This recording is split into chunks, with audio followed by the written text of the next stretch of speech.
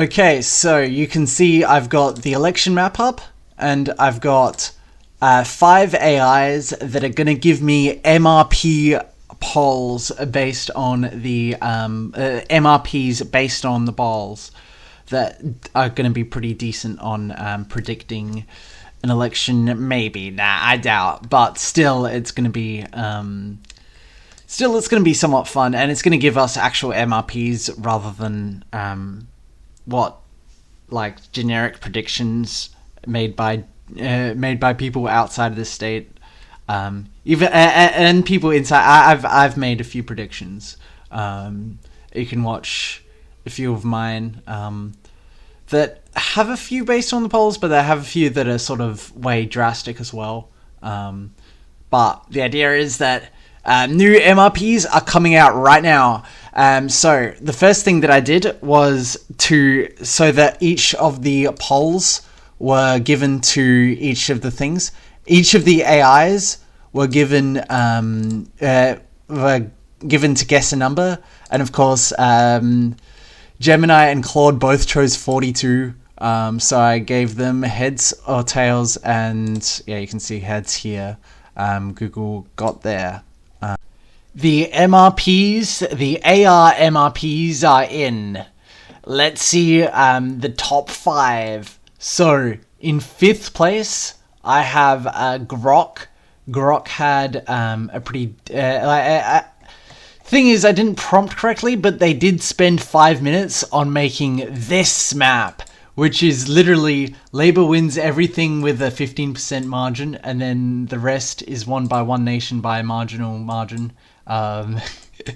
There's very little creativity in this map, and yeah, it also skirts out a bunch of very possible important things like Giles for Labour or Najidiri, or a lot of the independent seats, and then it also in the city you have Prague or Morialta or Mawson, or even Mawson or Davenport or Unley, which are important, which could be different from the rest of the region, and so this one I'm gonna give it an okay, 3 out of 10. But not good. Okay, so this one was ChatGPT's one. ChatGPT... Oh, I should name which company did it. This one did YouGov. Grok did YouGov. ChatGPT did... chose to do one of the other reputable ones. Chose to do... I mean, they're all reputable. Roy Morgan. And they came up with this map, which has a pretty strong sort of position for Labour. I think this is actually the weakest Labour seat count out of all of them, where Grok has... Oh no, this and Grok share the weakest Labour seat count.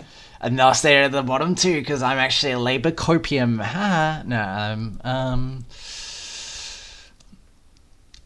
I'm okay with everything, with that situation. Of course, Giles is gone, but so is seats like Prague or this one had a very marginal in this seat. I think that might have been against the Greens, but it could have. But it's likely it was against the Libs in that one as well. It's very possible. But yeah, it gave the Liberal Party seats, and it made all the seats slightly different, which is something from the prompt, but it's also something that I appreciate. Okay, here's DemosAU and Gemini work together for the third one, for 3rd place. Yeah, and that one has... Actually, I'm going to move this up to 2nd place, and I'll give you 3rd place. Yeah, this one has... Look, if a normal person told me that this map was going to happen, I would I would be unhappy. That like if this election actually happens and it looks like this at the end of the position, I'd be very unhappy. You have independent galore, with 5 independents just across the whole thing. The bloody corrupt independent winning McKillop, the miserable ones, the basically a teal winning there. I mean, okay, I have a friend who is helping campaign for her, so yeah, Lou's okay, but this one's Ellis. I don't like Ellis. You can see that in my maps. I don't give him nice words at all. I like Lou, and the new independent for this region is okay, I guess. But yeah, this one's still number 2, and of course you have such a huge Labour landslide that also don't like. Also, you have Ashton Hearn winning her home seat, despite sort of the generic idea that the Liberal leader generally does worse than the trend.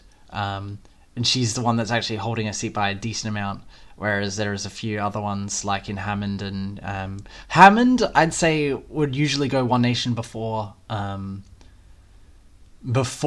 Flinders, before anything else really. Like Hammond has a weak Labour Party, a weak independent, like their independent's not that strong, and the Liberal Party doesn't have a good primary there, so One Nation should be able to win Hammond.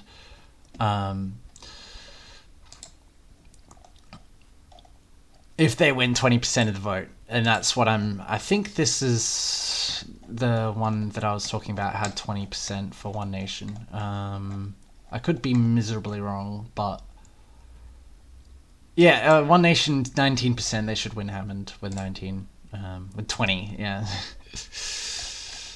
Yeah, this one had the strong. This one was Deepseek number. Oh wait, no, I'm not. I mean, from like this one was 3rd. I had it in 2nd because it had such a cool little basically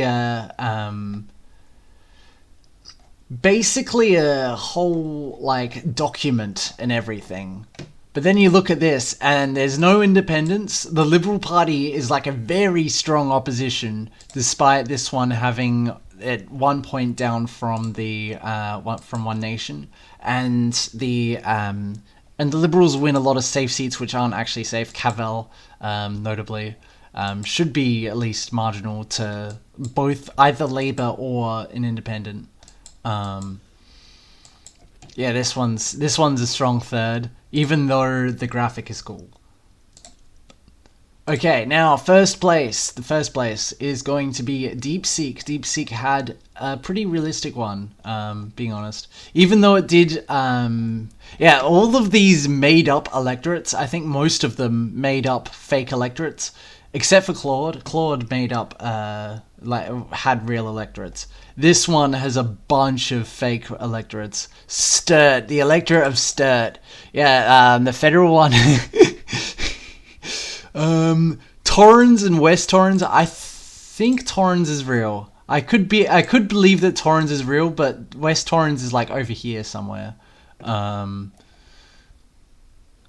could turn the tooltip on and try to find it, but I'm too lazy. Okay, so the idea is this one actually sort of this one gets you to think. You have a few independents winning, even though the independent that's winning is Fraser Ellis and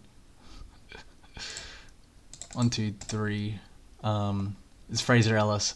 And look, I diss him now. I could probably imagine myself as a electorate officer or something for Fraser Ellis, being honest. You never know with politics. Anything can happen. But for now, I don't like what he's doing with his constituency. Same with the old Mount Gambier one. Where, of course, there's generally, what we found out is probably less than what there actually is with these kinds of independents. But beside the point. This one gave Liberals seats that I actually believe the Liberals can win. They gave him Hyson, they gave him Bragg, they gave him McKillop. McKillop deserved, because it's Ditcher. Ditches get stitches, eh? But yeah, Ditches get, I mean, metaphorical stitches as in losing. They should be losing some elections, because yeah, doing that, you know, you don't, like, it's not a principles thing. Like, no matter how much they tell you, you know, it's not really a principles thing. It's a, if you had principles, you wouldn't have joined the Liberal Party in the first place. You joined the Liberal Party to get power, and then they constrain your parties naturally constrain members' power because they disallow sort of like heavily voting or whatever, like all the voting stuff and whatever. And then what ditches do is they get even more power by ditching their party. So yeah, the people like that are the bad guys of politics. So it's nice seeing that happen, and that's why I was also dissing at some of these ones where, yeah, power is... I mean, the thing is, like, with politics, people who get there for power, that's, like, often people consider that the name of the game because a lot of those happen. Of course, things that okay. I'm talking a bit too much.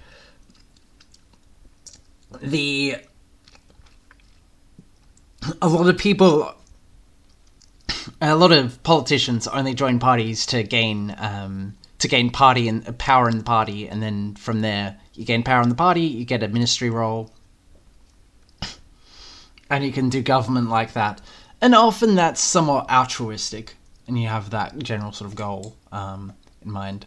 Whereas and you actually run and win. Whereas if you're there in, like, if you're in a seat and you decide to, like, ditch it, then that's, like, more directive, like, it's an open book. Whereas if you're doing that, if you're in the party to gain power within the party, then that's kind of the expected way of winning, and that's sort of, and it's what the people voted for. People vote for this. Like, this is what Australians are proud of and vote for, right? As well. Like, the idea of having these kinds of cabinets. But, okay, a few seats that I disagree with. Stewart is, like, hugely fandom of their independent, huge attraction to their independent. Davenport, likely going Labour. Considering I'd say it's more likely to go Labour than Mawson.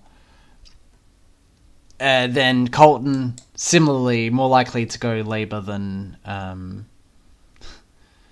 the one just south of it, which is Moffat. And yeah, those that's what I'll say. Yeah, this is kind of a long video because I spent a lot of my mental energy actually building these MRPs. So next time I will make authentic human-made predictions rather than just mapping out AI MRPs. Even though, okay, realistically they're not really MRPs, they're just glorified predictions, and then they're predictions that are just copied and pasted from everyone else's predictions, and then, like, a little bit of math is done, because some of them are calculators, some of them are not. Grok is clearly not. This is what most look. I have a prompt. I got, like, a specified prompt afterwards because I didn't want Grok to happen again. Yeah. So yeah, again with AI, with these being made by AI, it's kind of difficult to do everything we really wanted, but it's better than a real. It's less expensive than a real MRP, and that's the moral of the story. Cheaper is better. Exactly.